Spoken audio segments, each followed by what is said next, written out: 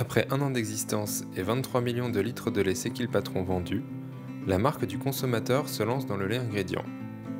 Une idée qui prend sa source lors d'une visite d'Emmanuel Macron, alors candidat à la présidentielle sur une exploitation agricole en Mayenne. On avait rencontré Audrey Bourrelot, qui est aujourd'hui conseillère à Emmanuel Macron lors d'un déplacement à Emmanuel Macron en février dernier en Mayenne. Et donc, au moment de la sortie des États généraux, elle a repensé à nous sur un sujet qu'on lui avait présenté. Donc alors en fait le départ de la rencontre avec Audrey, c'était un groupe d'agriculteurs qui voyaient pas forcément la solution dans le système où on était parti. Ouais. Elle a vu qu'il y avait des jeunes qui étaient prêts à rentrer pas forcément dans une nouvelle démarche pour dire on va tout révolutionner, mais de donner des impulsions positives. Quand tu vois un bon groupe de jeunes motivés, ça envoie. Tu te dis il y a moyen, il y a du potentiel. C'est donc Audrey Bourrelot qui, à l'occasion des États généraux de l'alimentation, va donner le contact de Nicolas Chabanne, le créateur du lait C'est qui le patron, aux agriculteurs rencontrés en Mayenne. Du coup, j'ai pris contact avec Nicolas Chabanne. Et donc, qu'est-ce qui se passe derrière? On lui fait part un petit peu de nos... Déjà, on voulait savoir comment ils avaient fait pour s'organiser, pour créer ce produit-là. On s'est dit, il faut qu'on se voit, il faut qu'on se voit. Et puis on a eu la chance qu'il était dans le secteur, et double chance, il était avec les représentants de la SDH. Donc en fait, on a fait une réunion, on a eu toute la démarche C'est qui le patron avec le transformateur. Voilà.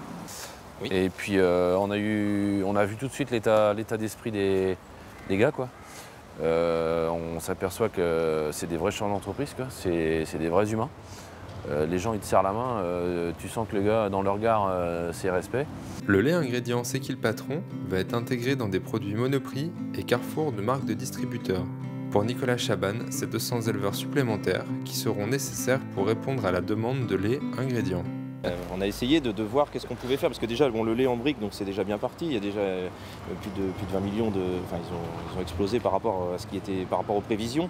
Mais le lait, il sert à faire une multitude de choses. On a du yaourt, on a du fromage, on a plein de choses. Et est-ce qu'il n'y a pas moyen de développer une sorte de projet lait ingrédient, pour le valoriser dans d'autres produits. Et donc là, c'est là où Nicolas il a toute sa force, c'est d'aller chercher des partenaires. Parce que derrière, notre partenaire, donc c'est bien le consommateur, mais il nous faut aussi un distributeur pour mettre tout ça en évidence. Donc le transformateur, on l'avait, mais le distributeur, après, il faut.